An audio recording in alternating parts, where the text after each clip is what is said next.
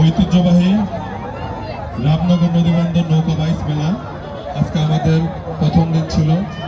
বিভিন্ন জায়গায় থেকে আমাদের নৌকার মালিকরা নৌকা নিয়ে এসেছেন, তাদের খেলা প্রদর্শন করেছেন।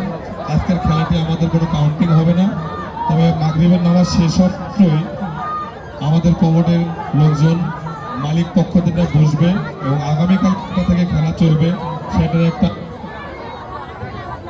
সময় নির্ধারণ করা হবে।